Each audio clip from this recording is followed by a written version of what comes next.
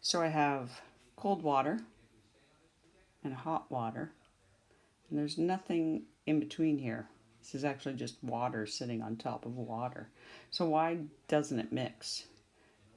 I've drawn in the particles of water just as spheres. And you can see that the particles of water are pretty compact. There's empty space and they're moving, but they're not moving very much. Hot water has a lot more empty space because the particles are moving faster and they need more space. So this water is actually less dense than this water.